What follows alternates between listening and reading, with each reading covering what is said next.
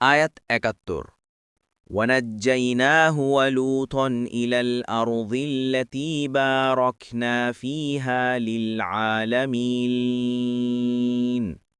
অনুবাদ এবং আমরা তাকে ও লুতকে উদ্ধার করে নিয়ে গেলাম সে দেশে যেখানে আমরা কল্যাণ রেখেছি সৃষ্টি জগতের জন্য।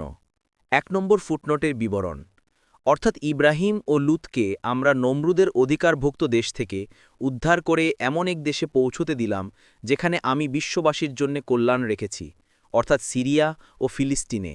তার বরকত তথা সমৃদ্ধি বস্তুগত ও আধ্যাত্মিক উভয় ধরনেরই। বস্তুগত দিক দিয়ে তা দুনিয়ার উর্বরতম এলাকাসমূহের অন্তর্ভুক্ত, আর আধ্যাত্মিক দিক দিয়ে তা ২০০০ বছর থেকে থেকেছে আল্লাহর নবীগণের কর্মক্ষেত্র।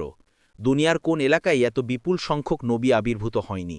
মূলত সিরিয়া বাহ্যিক ও অভ্যন্তরীণ দিক দিয়ে অসংখ্য কল্যাণের আবাসস্থল। অভ্যন্তরীণ কল্যাণ এই যে দেশটিতে অনেক নবী রাসূলের সমারোহ ঘটেছিল। অধিকাংশ পয়গম্বর এদেশেই জন্মগ্রহণ করেছেন। বাহ্যিক কল্যাণ হচ্ছে সুষম আবহাওয়া, নদ-নদী, প্রাচুর্য, ফলমূল ও সর্বপ্রকার উদ্ভিদের অনন্য সমাহার ইত্যাদি। এগুলোর উপকারিতা শুধু সে দেশবাসীই নয়, বহির্বিশ্বর লোকেরাও ভোগ করে থাকে। দেখুন কুর্তুবী। কোনো মুফাসসির বলেন এখানে মক্কাকে বোঝানো হয়েছে, কারণ অন্য আয়াতে বলা হয়েছে নিশ্চয়ই মানবজাতির জন্য সর্বপ্রথম যে ঘর প্রতিষ্ঠিত হয়েছিল তা তো বাক্কায়, বরকতময় ও সৃষ্টিজগতের দিশারি হিসাবে। সূরা আলে ইমরান ৯৬, ইবন কাসির।